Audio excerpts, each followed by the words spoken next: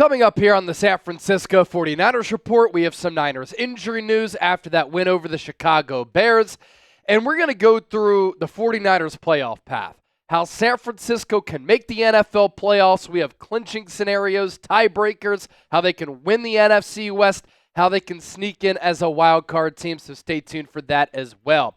Before we dive in, if you want daily Niners updates from yours truly and shows coming your way every single day year-round, be sure to lock us in and hit that subscribe button. This is the largest independently run Niners channel right here on YouTube, 613 people away from 152,000 subscribers. How quickly can we get there? It's up to the faithful. Let's begin with some Niners injury news here. So we're watching that game yesterday. We're live here on the channel for a watch party as we're live for every single game. Brock Purdy in that game against Chicago played very, very well. Probably his best all-around game of the season from start to finish. And in the midst of that game, he took this nasty hit against the Bears in which he was tabletopped in a way. You see the defender down low, the defender up top. This did draw a 15-yard penalty for an illegal hit on the quarterback. Miraculously, though, you see his neck going one way, his hips going the other. Got hit hard. Did suffer an injury on this hit. As for Purdy's performance against Chicago, efficient, decisive, accurate. This was a Bears defense that came in as a top 10 overall unit in the NFL. Purdy carved him up, especially in that first half. On the day, 20 of 25, 325 yards, 13 yards per completion.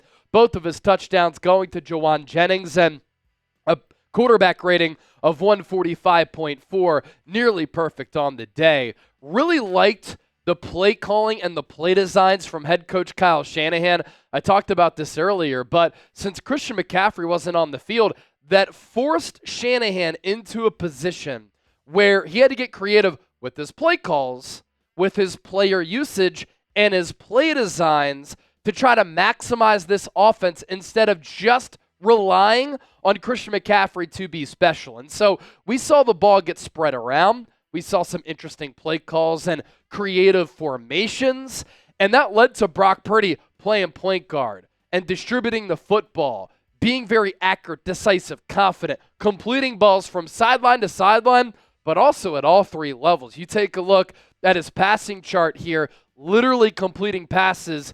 Every blade of grass was pretty much covered from sideline to sideline, east-west, and then north-south, vertically. It was also good to see Purdy unleash some deep balls here, multiple of them. Goes to show that his shoulder feeling pretty good. His completion percentage over expected, plus 11.2. So a really good performance from Purdy to rebound off of what was a down performance against Buffalo, albeit during that snowstorm. Isaac Guerendo left that game yesterday with a foot injury. It's being deemed as a mild foot sprain. He is day-to-day. Unfortunate for him, he's dealt with a lot of hamstring issues throughout his college and professional career, and now he suffers a foot injury. This was an opportunity in the last 5 games, now 4, for him to put some really good runs and catches on tape to prove to everybody why the San Francisco 49ers traded up for him in the 4th round of the draft. 6 feet, 220 pounds, ran a 4.33 40-yard dash in the pre-draft process. As a runner with more carries, he's progressed, he's improved, he's developed all year, and he's another member of this 2024 draft class who looks to be a player. And then yesterday, we saw what he could do as a pass catcher. The wheel route downfield, the screen pass on that first drive of the game. It is a good sign that it's a mild foot sprain, that he is day-to-day, but keep in mind, short week for San Francisco. Have to play the Rams at home on Thursday. So I expect Guerendo to miss that game if he can't play. Patrick Taylor will be the starter. Shanahan said today that he definitely wouldn't have been able to practice today. And so I think his status is in doubt, unfortunately, for Thursday's game. Must win against the Rams. For Ben Bartch, started the last couple of games in place of Aaron Banks at left guard because Banks was dealing with a concussion. He went out of this game early. He was one of the players who I wanted to get an extended look at for the remainder of the year to see if he could be a rotational player for this team next year, to see if he could be a cost-controlled asset as a starter, because against Buffalo, he played better in that game than Aaron Banks has played in any game this year. Unfortunately, high ankle sprain for him, candidate for injured reserve. Aaron Banks has clear concussion protocol, so he will start at left guard against the Rams, and then Spencer Burford, who replaced Ben Barch, will go back to his reserve role on the bench. Elsewhere on the Niners injury report, we'll see if Nick Bosa plays against the Rams. Missed the last couple of ball games with that oblique injury, also dealing with a hip injury. Right now, it's too early to say whether or not he's going to be able to play against Los Angeles and make his return. The same can be said for Trent Williams, continues to deal with that ankle injury. Dre Greenlaw might make his season debut against the Rams, although we saw some good linebacker play against Chicago alongside Fred Warner. You saw players like Jalen Graham, D. Winters, and Devontae Campbell play pretty good football. And then Malik Mustafa day-to-day with a chest injury. It's rivalry week. It's Rams week. Matthew Stafford was in the locker room after that Bills win on Sunday, and he told his team, let's beat the effing Niners. That'll get the juices flowing for this game. If you hate the Rams, do or die, and a monster game for both teams, I want you to type FLA down in the comments section and hit that thumbs up icon and like the video. Speaking of that Rams game, has playoff implications. Coming up next, we'll take a gander at the Niners' playoff path and a couple of pathways for how San Francisco can make the big dance. Our sponsor for today's show, though, let's hit that first. Our friends at Game Time. If you want to go to Niners-Rams at Levi's Stadium in Santa Clara, Thursday night football. I know some people who are going to that game, and they got great opportunities to save money on their tickets by downloading the Game Time app because they use the code CHATSPORTS, CHATSPORTS, and they got $20 off. Terms apply, first purchase only on that. But what makes the Game Time app special and unique? Best seats at the lowest price guaranteed. Prices drop as the event gets closer. You can see the view from your seat before you buy. So then you know exactly what to expect when you arrive. You can easily resell your tickets. They have flash deals, zone deals, and thanks to Game Time Picks, curation makes it easier to find tickets to sporting events, but also concerts, comedy shows, theater events, and a whole lot more. So, one more time, download the Game Time app, create an account, use that code CHATSPORTS, get $20 off. Terms apply. First purchase only. We'll put that information down below in the show notes and attached to the pinned comment of today's Niners report. So, coming up next, this is how San Francisco can make the playoffs. A lot of different scenarios here. It's a little bit of a word salad. It's the only way to break this down because it is pretty nuanced and complex. So, bear with me here. We first start off easy front. You just take an easy look at the NFC playoff picture. You see the Detroit Lions in first place, 12-1. They've already clinched a playoff spot, but it's not a sure thing that they're going to win their division or that home field advantage is going to go through Ford Field in Detroit because they still have a matchup remaining with the Minnesota Vikings, and the Vikings are only a game back. You also have to look out for Philadelphia here. 11-2.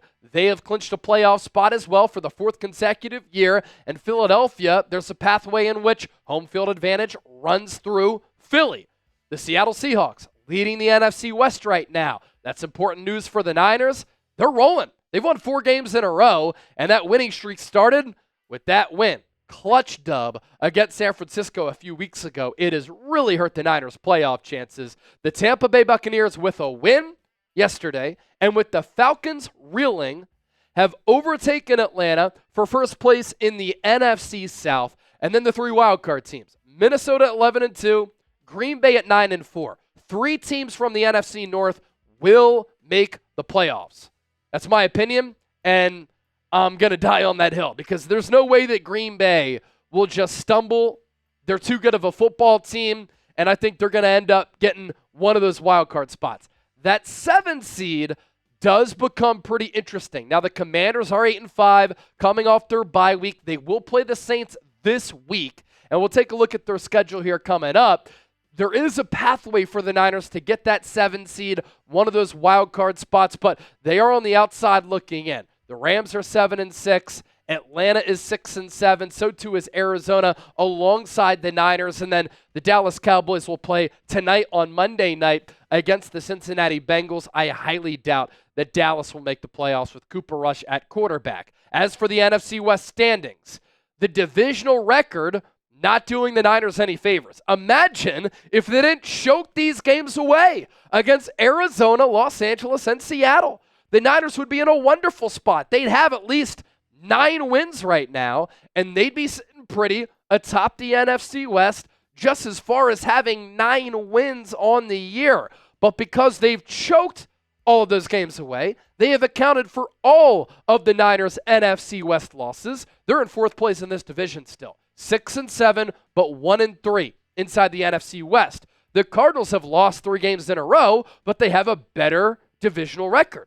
2-2, 6-7 on the year. Rams, one of the more impressive wins of the NFL season, outlasting Buffalo. They are now 7-6, 2-1 inside the NFC West, and so the Niners need to beat Los Angeles to have really any chance of winning this division and getting into the playoffs. And then you see Seattle 8-5, 3-2 in the NFC West. And so Seattle has a 2-game lead on the Niners in the win column, the loss column, and inside the division. The Seahawks' remaining schedule, it's not a cakewalk. They could lose 3 of these games, no doubt. And if the Niners win out, they'd have the better record and they'd win the division. But if the Seahawks win 2 or more, pretty much ends any opportunity that the Niners would have to win the division. But the Seahawks, they host Green Bay on Sunday night. We'll be keeping tabs on that game. They play the Vikings at home as well. Difficult ball game. Vikings with a lot to play for. Week 17 on the road against the Bears. Going to Soldier Field in Chicago with the weather being what it is this time of the year. Difficult matchup. And then Week 18 on the road against the Rams. So again, you're looking at a Seahawks schedule here where you pretty much need Seattle to lose 3 of their next 4, but they've won 4 in a row. Do you envision that happening? We've certainly seen crazier things transpire. The Rams schedule, probably the easiest among divisional teams here. On the road against the Niners, on the road against the Jets. Jets are terrible. It is a cross-country trip. Could Aaron Rodgers pull the rabbit out of his hat and play a spectacular game? This past week, he had his first 300-yard game of the season, but, of course, the Jets lost in overtime to Miami. Week 17 at home against the Cardinals.